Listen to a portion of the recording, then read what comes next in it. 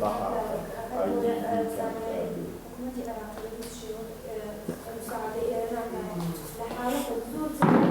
بس لا أبصر السياسية مؤمن يجوا بينهم. شون تيجيش لي. هتزوج عشان. مشكلة أول مثلاً زور زاهيم أو المحافظة موصولة عندك مساعدات دينية وأرامل مشكلة أو شيء بسيط. من BAHARKA؟ أو استعراض العلاقة مانية. نعم ده شيء مو بغاء إيش مو بغاء. نعم أنا أخسر خلاص كده.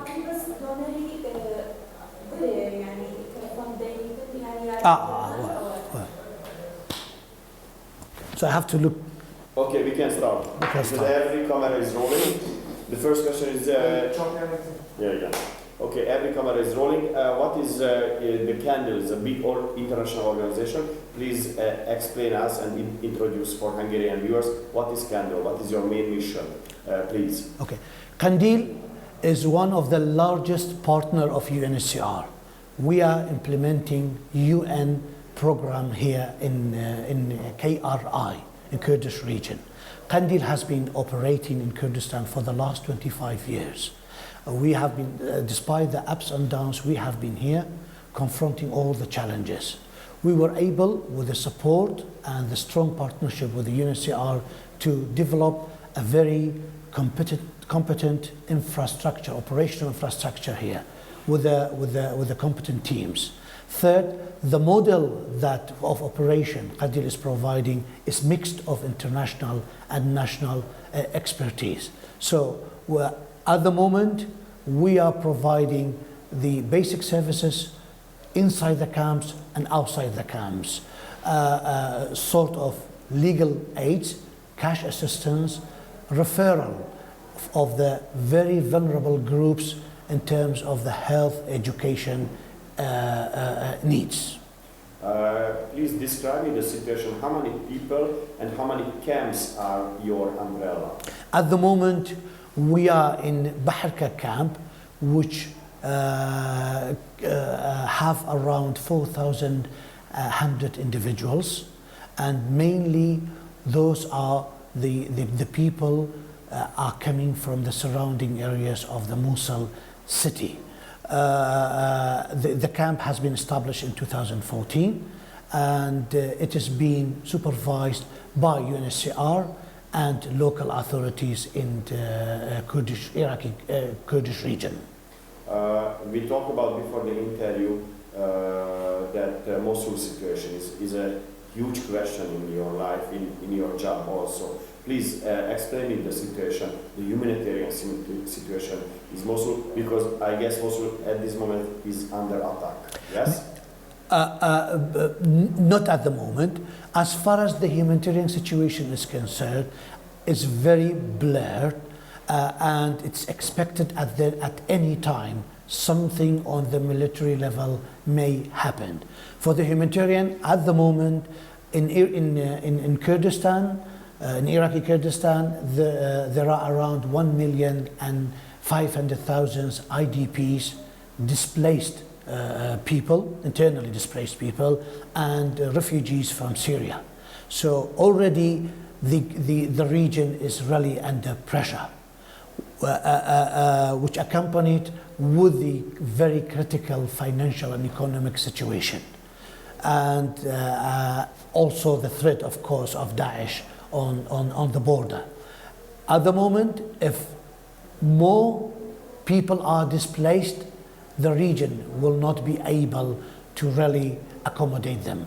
Yes, the UN agencies and civil society organizations, in a close cooperation of the local authorities, have developed the required local technique, which is called rapid response mechanism, to respond to any expected at any time changes. But unless the engine, which is the funding, is really there to support us, which make us to do our job, at the moment, the current funding situation from the donors is very slow.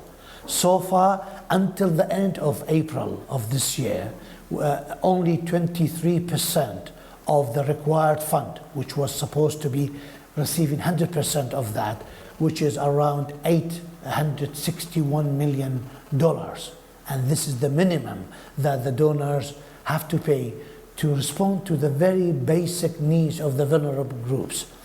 Unless this is there, we will be in front of encountering very critical choices to select, to prioritize the needs within the basic needs of the people. By end of June, the UN agencies need to receive another $30 million in order to be able to respond to the needs of the people. As far as the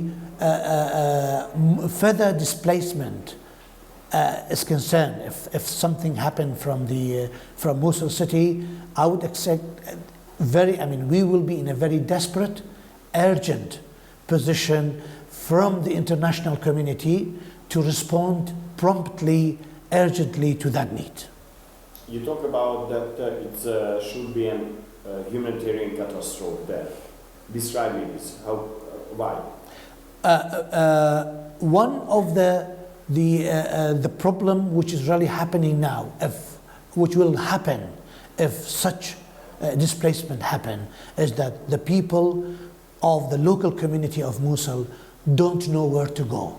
I remember in 1991 when the influx happened, people crossed the border into the Iranian cities, Turkish cities.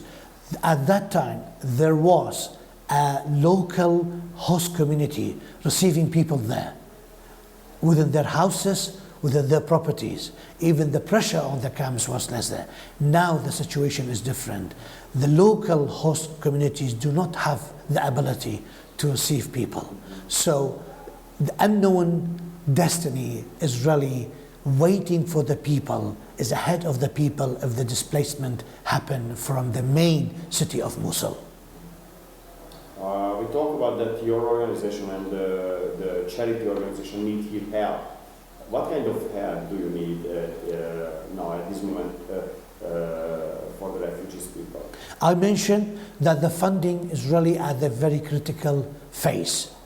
The promise, the pledge which has been made at the beginning of this year for 2016 should be made by the donors. This is one. Second, strong partnership is really needed by all the UN agencies, civil society organizations, in order to respond to the needs.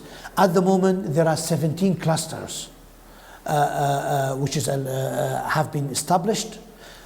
The function of the clusters is to assess the situation, to check the needs, to avoid duplicate of the projects.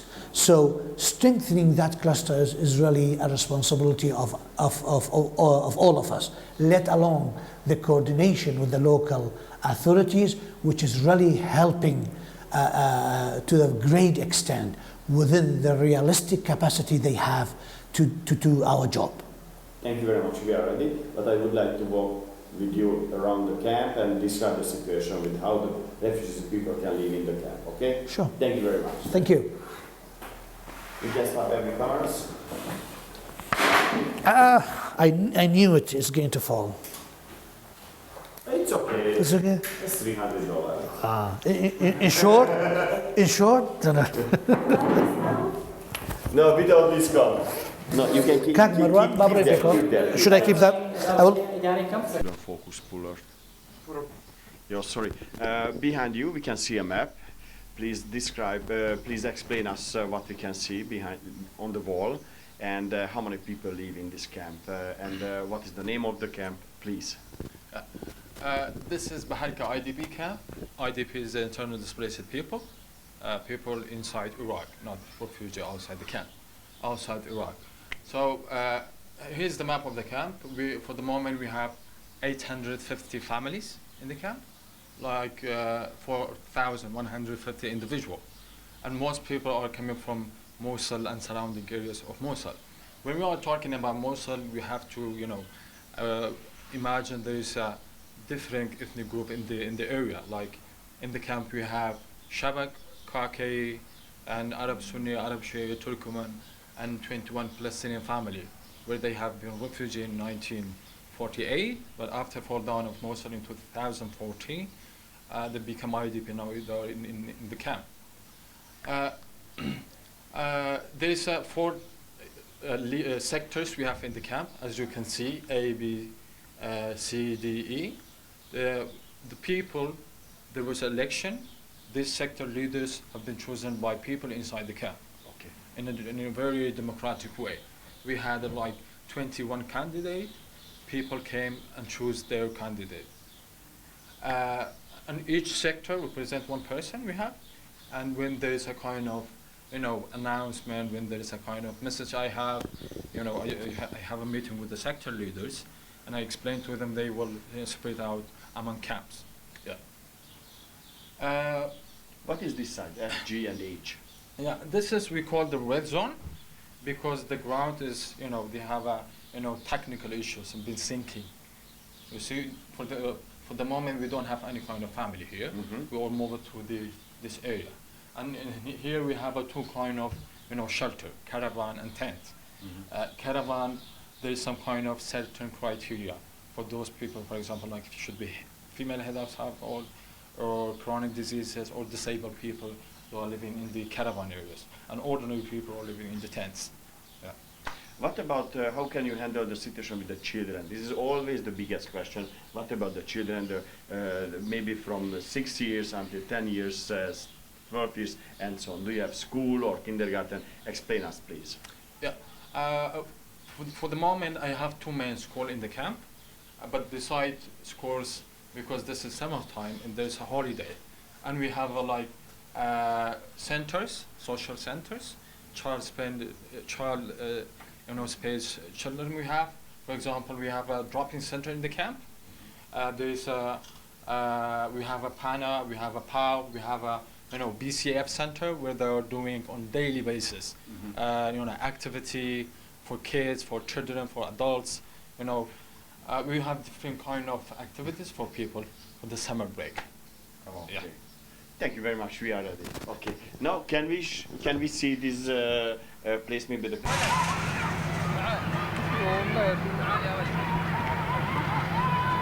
Okay. The first time, please describe the situation behind you. What we can see behind you. Today is the day of the children, as you see, and this morning we have a big party for them. We had a lot of activities for dancing and singing, and now they are playing. And we have here like more than 400 students, but the place is not enough for us.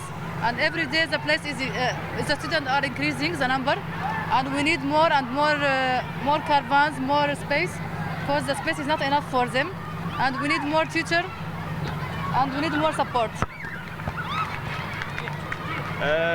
Please tell us where are these kids from? Where they are coming to here? Yeah, they are. And why? Yeah, they are IDPs Arab. They come from Mosul, and there is Arabs and Shabak and Kakai, a lot of section, and they come from Mosul for ISIS, because ISIS controls their area, and they escape from their area, and they have been, most of the families, they have been here more than 3 years. And here, you see, they don't have schools, they lost everything, they lost their house, and they lost everything. Most of them, they suffer from psychological diseases, and we have many cases for the case. We do case management for the children, and most of them psychological are sick, like they suffer from depression, more active, and some of them, they exposed to for sexual violence, for sexual harassment, and here we do for them psychological support, and we do legal support. That's it. Yeah. It's a fantastic job and fantastic work that you are doing here. Thank you. Congratulations. Thank you. But it's very nice to me to see that many people working for the children. Thank you. Congratulations. What you need? What it's not enough? Place, supports, money. Please explain everything. Yeah, like you see, the children just they are coming with their clothes. Maybe we need uniform for them, and we need more caravans, more space, and more support.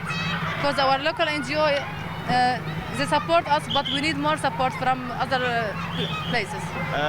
When you talk with the children, I guess you many times hearing very sad and very horrible stories. Yeah. Tell us one or two stories about you when you speak with the children. You want examples? Yes. Yeah. For instance, before 1 week, one children was exposed to sexual harassment from one child older than them. Then he was suffering from stress and he was very scared and he cannot sleep. He's very worried. Then we do for them psychological support and we support him. We talk with the mother, with the family to protect him, and we take care of those people more than other people, more than other children, because they have case, they have suffering. Yeah. And what about this is the last question, I promise you, the number of children is always rising. Every day arrive new one, because of attack, because of Mosul, because of Daesh. What is the numbers, please? Now here, the numbers, the numbers of the children is around 400, but in the camp we have more than 1,000 children, but all of them, they're not coming to the school, especially the girls. Most of the families, they don't send their daughters to the space, because they say it is, I don't know, you know, the traditional, the mentality, it is forbidden for the girls to go to the school, and always we do awareness for the families, to make them, to encourage them to send their children to the school. Thank you very much, we are ready, thank you. And we change the cards inside, okay? Köszönöm szépen, lesz a